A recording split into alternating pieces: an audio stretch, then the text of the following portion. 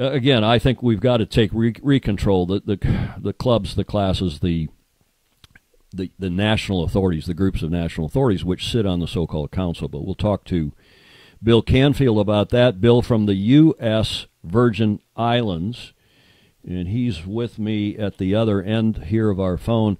Bill, let me just give a little introduction before we come to you, because you've made a submission, or your federation, of which you've been president for the last, 25 years, I think, has called on world sailing as for reform, a reformation of world sailing.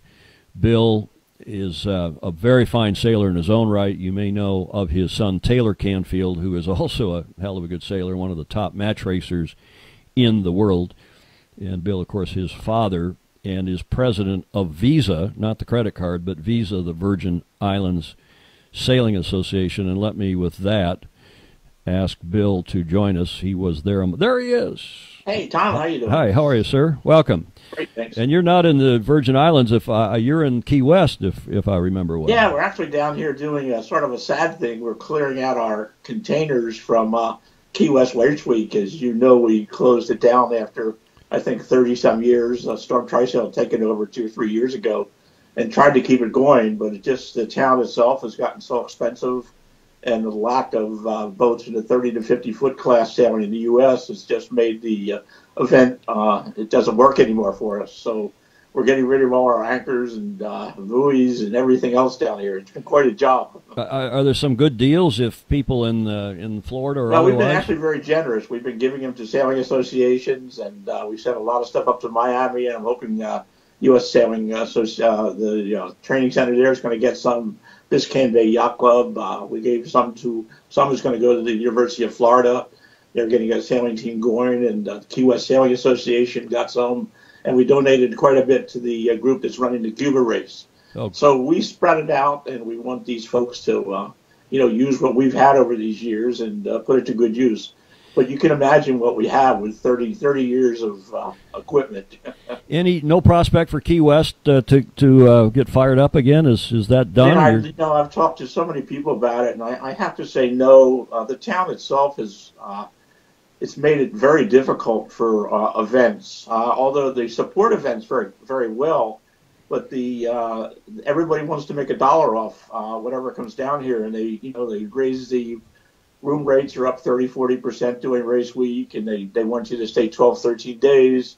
The marinas start 30% more than normal, and all of a sudden you've got a $400,000 event that you just can't make money with it, and it's almost silly.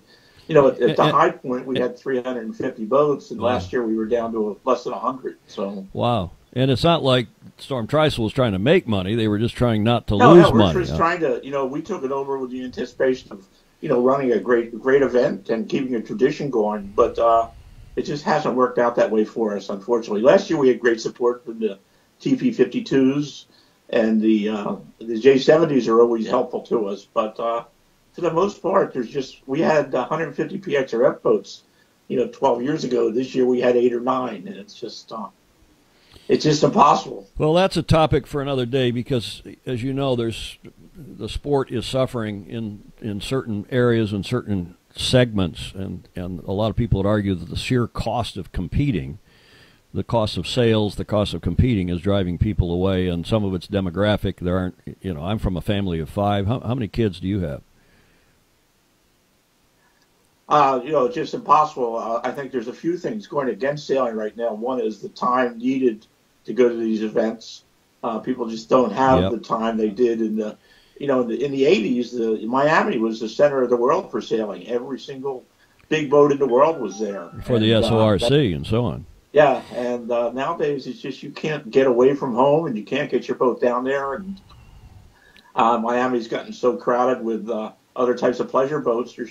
It's very tough right now. I mean, Block Island is still going very strong.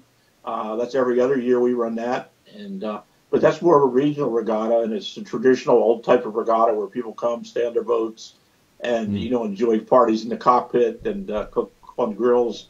But you don't have very many events like that anymore.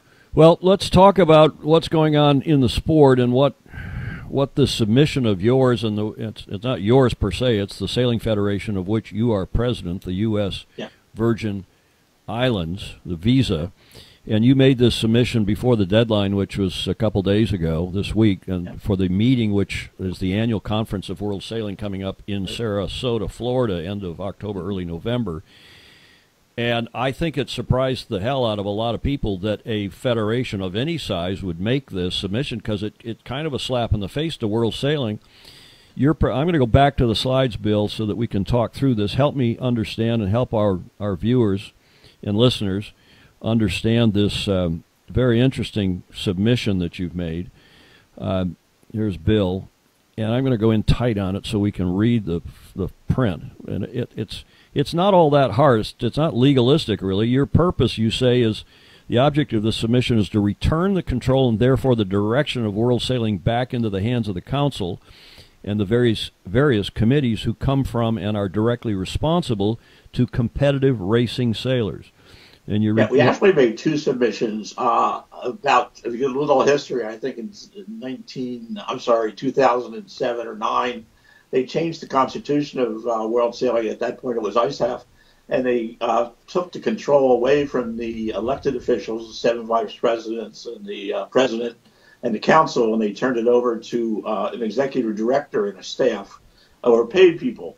And they went through 2 or 3 executive directors and ended up with Andy Hunt, who's doing it right now. And we realize now that it's being driven by commercial interests rather than, in our opinion, sailing. So we put in the first submission was to sort of disband the Constitution from 2009, and the second Constitution... And go back to the original one.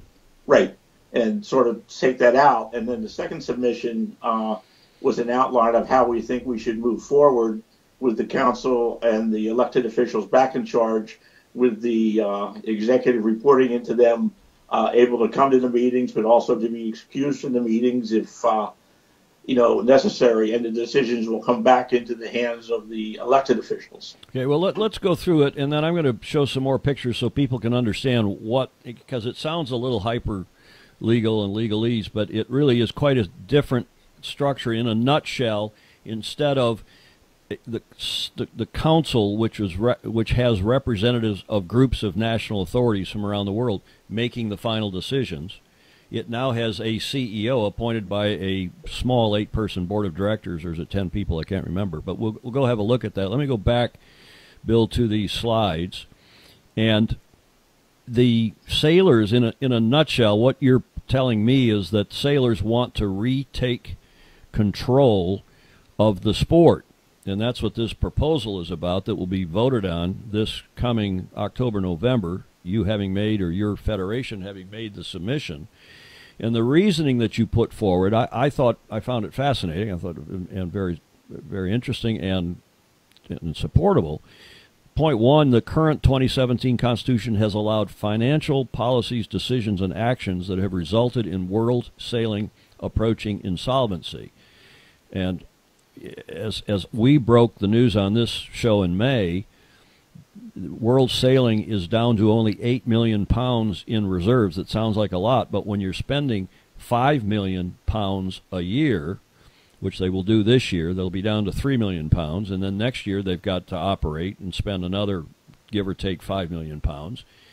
So they're going to be underwater before the Olympics year, which is a very important year. This movement back from Southampton back to London has been very, very costly for U.S. Sail. Yeah, let me just come back to that in a sec. But then they've got to operate in 2020, Bill, and they won't get more Olympic revenue until the end of 2020. That's the lifeblood. So they're going to be well and truly underwater, and they're going to have to borrow money or seriously cut back spending in the meantime. And as you said, the move of the office from it'd be like moving the office from Newport, Rhode Island, where U.S. Sailing is headquartered, back to New York City in Midtown Manhattan in a high-rise, expensive office building, and that's what World Sailing did. They moved from Southampton down in really the heart and soul of British sailing, or at least in that area down on the southeast coast, and moved back into central London in the heart of one of the most expensive cities in the world. And Bill, let me go to your point 4 here, and then come back to you. You also said that it is essential that world sailing governance return to the Constitution approved, as you mentioned a minute ago, back in 2012, ensuring that the sport is governed by traditional foundations based on member national authorities, continental associations, international classes, and sailing clubs, and the racing sailors who comprise them. Because right now, racing sailors are no longer in charge of our sport, of our federation. And actually, the people in charge of the sport aren't really even sailors. Well, and that's been one of the criticisms, as you know, of Andy Hunt, is that he's the third CEO in, 5 years, and he's not even a sailor. He's from rugby. He was for 4 years at the British Olympic Association, where, again, they had a big financial problem. Despite them hosting the Olympics in London in 2012, and after that Olympiad, he was excused along with his marketing chief, and the two of them ended up somehow at World Sailing. And lo and behold, we have a big financial problem now at U.S. Sailing. Yeah, these problems seem to follow him a bit.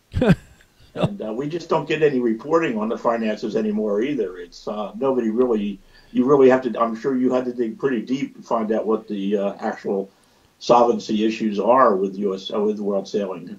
Well, it's not easy. At their mid-year meeting in May, they had to tell the members there, they had to give them some financial reporting, and then I have people people are alarmed at the supposedly, and I wasn't there, but on the executive committee has a conference call every month, and they meet in person every quarter, but at the end of the I guess it was the June conference call, because the finances and there's so much strife over the finances. I mean, they're headed, as you said in your submission, to insolvency. It's brutally obvious, and apparently the meeting got into a shouting match on this conference call over some of the 4 or 5 of them, including a couple of friends of yours and mine who we know on there well, are really upset about this and are trying to get things sorted out, including, I think, the guy we know well from the U.S. is one of them, Gary Jobson. Virgin Islands is sort of trying to be a catalyst to get a lot of talk started on these issues. We have 3 or 4 months before the annual meeting in Sarasota, and we'd like to be prepared when we get there and have we at least make everybody knowledgeable on what's happening at World Sailing right now. A lot of these federations around the world are so small and aren't really involved as heavily in the sport as some other federations. So I think that the ones of us that are really involved need to get, on the stick here and make these issues known and try and bring everybody on board with a common idea of bringing the sport back to the sailors. I'm hearing that some other federations and even classes are signing on to this. I'm not sure who submitted, if any, before the deadline, but it really doesn't matter. The point is you've got the ball rolling. You've made the submission, and it will now be on the agendas for the Sarasota meeting at the end of October, early November, and I think it will be hotly debated. I think this will be the hot topic at those meetings, thanks to Visa, thanks to the Virgin Islands Sailing Association and your leadership. Well, a lot of people were worried it was going to be radio-controlled sailboats. It was going to be the major topic. We didn't feel that was appropriate either.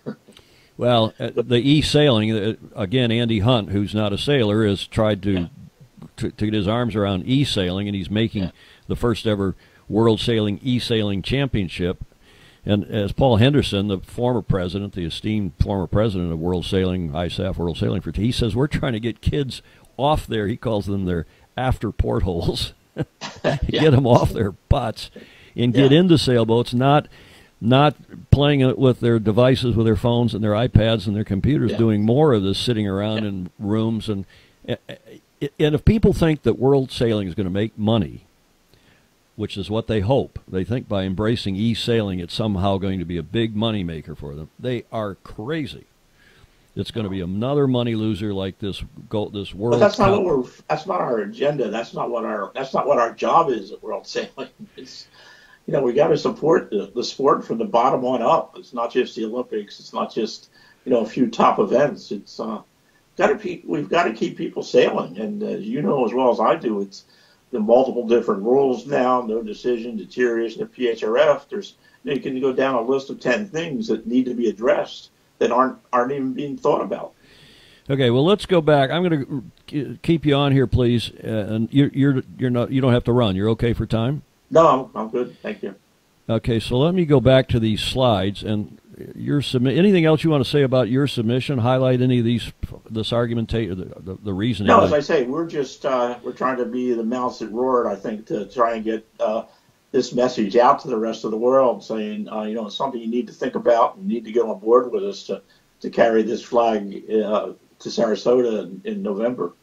You're saying in this point 3, just to back up one notch, the current structure, which is corporate governance, which is a small board, really responsible to nobody, except once every 4 years they get elected and they're nominated, and there's not much of it's almost a self-perpetuating situation. Then they hire a CEO and give him almost total power. And you're saying that this corporate governance, this structure, has allowed policies in your point 3 here, has allowed policies, decisions, and actions that ignore and contravene the large interests of the competitive sailors that it was meant to and must serve. It has turned the sailors it was constituted to serve into a commodity to be marketed and sold. That's tough language. Well, you've got 3 gentlemen running the sport right now. You've got Andy Hunt, you've got the fellow that runs the legal side of it, and the fellow that runs the event side of it. And that's it, really. There's nothing. And a guy called John Napier running the legal side of it. I'm sorry? A guy called John Napier running the legal side. Yeah, John Napier. And Alistair Fox is running the events. And they're so powerful right now. And they've all got Andy Hunt's agenda. And I don't think that's the agenda of most sailors around the world. And I think this next Olympics it's so, well, not the Olympics, but 2 Olympics out. It's so confusing about where the sport's going. I mean, how can you have these Olympic events that, we don't even know what they are 6 years out? And one of the problems is IOC is pushing the foiling boats in the Olympics. But, U.S. sailing or world sailing needs to say, foiling isn't the end of the world for sailing. It's only possible in certain conditions on certain days. You can have a lot of downtime if you just have foiling boats in the Olympics. Well, let me ask you the same question I asked Gus Miller. And, I don't know how old you are, Bill, but you're closer to my age than you are to your kid. What's Taylor, 30, 25? How old's Taylor? 28, yeah. And, one of the best sailors in the world, certainly one of the best match racers. He won, the Congressional Cup this year and the Gold Cup in Bermuda, right? Right, yeah. Among others. But is this just a bunch of old, white-haired guys like us, Paul Henderson at 80-something, Gus Miller at 83, you and I guess in our 60s, or are you 60 yet? I'm 70, unfortunately. Okay, so you're 70 and I'm 65 and on and on. Yeah. You got a bunch of people who are rallying around your submission and this cause. I had a long talk yesterday with David Sprague of the Lightning class, and he's at the Lightning Masters in Pontiac, Michigan right now. And he was on the council when this happened, and he feels very strongly that this was, and he told everyone then. I remember, David, I wasn't involved in world sailing at the time, but I remember him telling all of us that with this change in governance, this is exactly what would happen, and many of us would suggest he was right. But is this just a bunch of gray-haired old farts? Or are we out of touch with what's going on, or is this... Well, there's a lot of knowledge out there in this old guys, but I think that we're just trying to leave the sport in a good position, and we're out of it in 5 or 6 years. We don't want the sport to just be where Andy Hunt is taking it. We want to have the sport that I remember in my younger days, and I think we're a long way away from the golden days of sailing, and I think trying to move back in that direction. And if we explain how it could be and how it should be and how it was, I think it's more of an educational thing for us than it is anything else. I mean, we're there to sort of guide and help the next generation. I mean, ISAF or World Sailing certainly needs to get younger people involved in the committees. And I think in a lot of ways they've blocked youth. A lot of us I've not really been that involved in the different committees, but I'm very involved in the Virgin Islands. But we really need to bring the young people on board. We need to encourage their being volunteers and getting involved and understanding the sport. And the first step is just to get sailors back, a lot of sailors back involved. We turn so many kids off at 12 years old that we lose them. And, some come back in their 30s, but many don't. Let's go back. I'm going to go through these slides quickly, and then there are a whole lot of people online watching, listening. And some are got questions and comments. So if you can stick around, I'd love for you to react to some of the comments Sure. we're getting from people. This is the president here. I'm going to run through these slides just so that everybody watching, you understand this, of course, Bill, but this is the president of World Sailing, Kim Anderson. I do not know the gentleman. By all accounts, a hell of a nice guy, a good sailor. He's a dragon sailor, among other things. Denmark is a sailing power. The country fights way above its weight in terms of what its impact on sailing. I mean, the number of great sailors the country has and continues to turn out. This regatta is being hosted right now in Denmark and Aarhus. It goes on and on. He, however, comes kind of from the equipment side, not really the political or financial side, and he's apparently letting Andy Hunt run the show. And this is the 10-member, 2, 4, 6, 8, 9, I guess 9 members plus Andy Hunt there on the far left. That's the so-called board of directors, who are the final say when it used to be the council, the broader representative group of all of the member national authorities, the so-called MNAs, and that is the council as it met in May, but they really don't have much say. They've become, under this new constitutional setup, this corporate governance setup, it's become a almost advisory body and not much executive authority. It's the people sitting there at the head of the table, the so-called board, the executive committee, we used to call it. But even the executive committee in the old days under the old structure didn't run the show. They came to the council with their proposals, and the council had to stamp them yes or no, let alone have a CEO who's got ultimate authority. So it is, and a non-sailing CEO at that. Okay, I'm not going to be on World Sailing's Christmas card list, but I haven't been, and that's not my job here, nor is it yours. Yeah. So that's the World Sailing Council sitting around the table, who have been stripped really of their power, of the former power. And yeah, democracy is a bit unwieldy, but I don't think we want a dictator running the sport, especially a non-sailing chief executive. You want somebody who knows the sport and is representative of, I think, all the clubs and the classes and the national authorities around the world. And I fully support Bill, your submission, as do a lot of other people. There's no question about that. So let's go back to Bill. And Bill, what else, what other thoughts? Let me look here on the phone and see who all the commenters. We got a lot of people on here. And what other thoughts do you have while I'm scrolling through our... Well, I just think that, as I say, we're working on a plan. There's a group of us working on a plan that we will have carried to the annual meeting, and I'm hoping that the audience you have today and the audience that listens to this in the future really studies the situation, gets on board with us, or at least tries to understand what our reasons are, and hopefully we can bring the sport back to the people that know how to run it. Specifically, what can people do to help? Well, I think we need to make sure that we've got a great representation of member national authorities at the annual meeting. Which I'm working right now to get as many of the 26 members of Group O, which I'm a part of, to Sarasota, and I think it's a fairly easy meeting to get to because it's it's fairly close. It's in the U.S. and sometimes they hold these meetings in fairly exotic and fairly expensive places. But this is one that I think is going to be a very well attended meeting. So. I'm sure you're right, and it's not just because of the e-sailing champion. Yeah, exactly.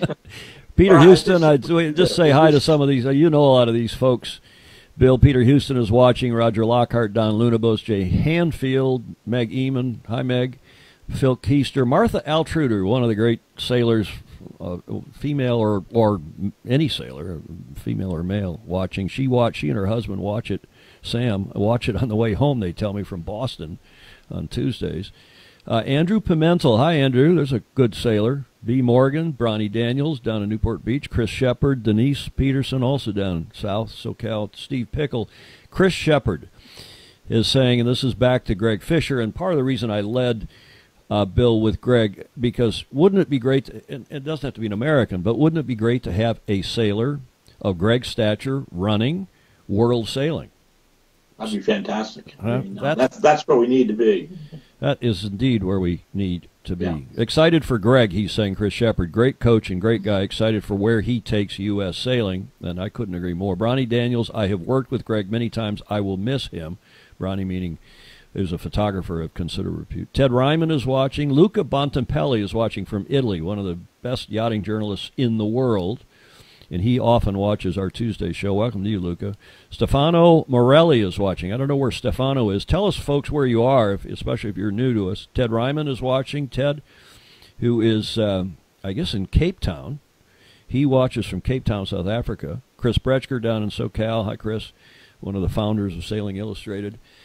Send back my little camera quick release, would you please, Chris? Julia Vedekind is watching. She's not here today. If the show is a little rough, it's because I don't have Julia sitting over there at the producer's table helping me. She is headed to a meeting down in Monterey this afternoon. Don Lunabos, hello to you. The sailors will appreciate this. Don Lunabos is saying, Bill, he's saying this for you, and he's asking, is Destin a good place to sail? I guess he means Destin, Alabama. Down in, I have sailed Flying Scots in Destin, but it was a long time ago. Have you sailed there, Bill? Destin? No, I have not. On the Gulf Coast? I've a number of times, but never Destin. Stu Gilfillan is reminding us that U.S. sailing is actually in Bristol, Rhode Island. That's true. It's up the shore on the east side of Narragansett Bay. It used to be, when I was running it, it used to be based in Newport, and then it moved up to Portsmouth, and now it's actually up in Bristol in nice new offices. I'd like to get up and see it. Jack Bush, hello to you, Jack, one of the smart guys, cool guys in the sport. Russell Grant is watching. Daniel Yount, 46 heading into 47, he says, still salt and peppers. What? Okay. John Sangmeister is watching, another one of the really smart guys in the sport who has a lot of concern about where it's going and who, like you, Bill, does so much to help the sport. It's really guys like you and Sangmeister and a lot of the people that are on this circulation here. Don Lunabos, the old guy must step forward and put their foot down. The old guys, I guess he means, and I certainly, Don, I think we all share that. Dougie Augustine down in San Diego, longtime friend, marketer, and a sailor. He was with Team Dennis Conner back in the day and one of the good guys in the sport. Don Lunabo says, get rid of Mr. Rugby. Find Joe Sailor. Marcus Schwentner is watching. Marcus is the head of the kiting, and I'm going to have Marcus on the show. He's a bright guy. He's an articulate guy, German gentleman, who is the head of the IKA, and he thinks that kiting needs to be in the Olympics. I commend him for working very hard to get kiting into the Olympics, even though I think the route is wrong. I disagree with Marcus. It should have gone in on their own, through their own federation, but I salute him for what he is doing. Daniel Yount, landlocked Tulsa, Oklahoma, but have lakes. Daniel, what's the name of the lake outside of Oklahoma City, where the Oklahoma City Boat Club is? We actually had a U.S. Sailing annual meeting there one time. And sailed out. Is it Hefner? Lake Hefner? You remember have you ever sailed out there, Bill? I think it's Lake Hefner. Not been to the Midwest very often. But there is, as a lot of people don't realize, that the bulk of the sailing in the world goes on small inland lakes, puddles, like the one I grew up in Michigan, or where Buddy Melgus grew up on in Wisconsin, and that the amount of sailing that goes on, coastal sailing, is actually small by comparison to what goes on in the lakes in Texas and Oklahoma and Ohio and Illinois. It's shocking how many boats they're still getting out in the Great Lakes on Wednesdays and Thursdays. And exactly. Great old boats. And it's because of the clubs, and it's because the sailors are running the show, and they've got the kids having fun at the clubs, and it becomes a lifestyle. I mean, they've got 60-some-odd people at the Thistle Nationals. They've got, I don't know how many people at the Lightning Masters, where I was talking with David, not Stark, David Sprague. Sorry? Sprague. David Sprague. Sprague, David Sprague. Yeah. David Stark is another Lightning guy. And that's what makes the sport great. It's the clubs, it's the emphasis to, and there's a great a video that I tried to download this morning, and I think I finally got it. I'll play it on the next show next Tuesday, of the X-boats up in the ILYA, the Inland Lake Yachting Association, which is Scow Country. in Minnesota, Wisconsin, northern Illinois, even the west side of Michigan, and even down in central Illinois and Texas, there's a fair few scouts. But these clubs in these classes have worked for generations to be sure the sport thrives. And now we've lost that all because it's become so commercial, so professional, so expensive, and it's not run by the clubs anymore. It's run by promoters, and that's fine for high-end professional events, but it's not okay for the base of the pyramid, in my humble opinion. Luca Bontempelli is saying ciao from Milano. As I mentioned, he's just one of the great journalists and a young guy, too, in the sport. Marcos Weinstein is watching, presumably from down in the Long Beach area. My mother, hi, Mom. Janice Davis from Ann Arbor, Michigan. Chris Sheldon, he says, hi, Tom. Gus is watching and applauding. He must mean Gus Miller. So maybe Chris is with Gus in Portsmouth, Rhode Island, or in that area. Daniel Yount says, it's a lake in Oklahoma, but I'm on Keystone. Would like to go to the other. So, and Scott Davis is watching. There's a lot of people on here. And thank you all. Any questions for Bill before we move forward here and let him go? And Christopher Beckwith is, I think, down in San Diego. He's often in the low countries in Carolina, in low country in the Carolinas as well. Christopher Beckwith, welcome. And any questions for our esteemed guest, the president of the Virgin Islands Sailing Association, or any comments, please pass them our way now here on Facebook, on the chat. And otherwise, I'm going to let Bill go. And Mr. Canfield, thank you very much for joining us. Any last thoughts? What can people do to help? You're doing a fantastic job getting this message out. And I think you're going to see some other very esteemed journalists jumping on the bandwagon and getting the message out over the next month or two.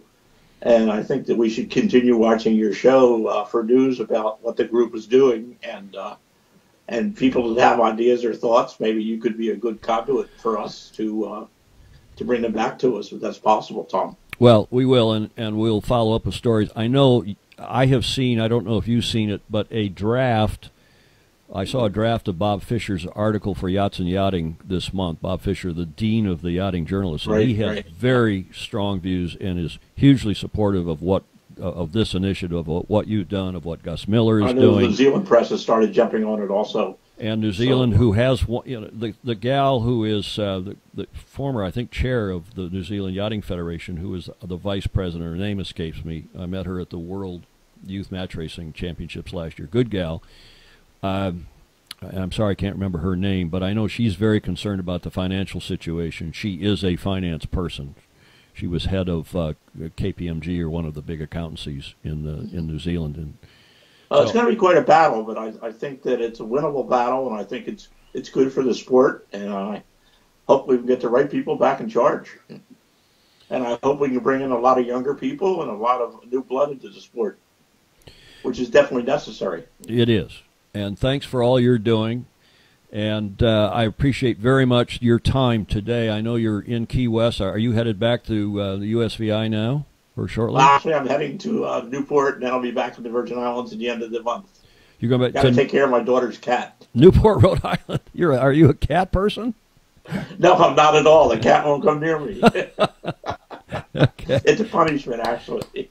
Bill Canfield, thank you, sir, the president of Tom. U.S. Appreciate Virgin Islands, the Visa, Virgin Islands Sailing Association, and the author of the submission which the USVI has put in, which is going to cause, I hope, a lot of discussion and get people's awareness of what we need to do, many of us think need to be done at World Sailing, to get sailors back in charge of their sport.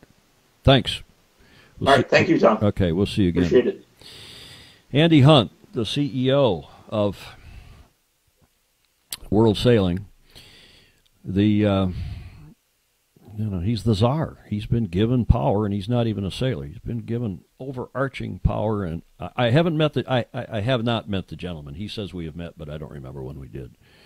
But in any event, I'm sure he's a fine guy. I'm sure he's very well-meaning, as is everyone connected with World Sailing. But, if you don't have the right structure, you don't get the right people to the organization, you can't make the right decisions. And sailors, I fully agree with Bill Canfield, sailors and Gus Miller and Paul Henderson and Bob Fisher and Richard Gladwell and David Sprague and on and on and on. Sailors need to retake control of the sport, and I hope that happens in some measure here in Sarasota come the World Sailing Annual Meeting at the end of October, early November.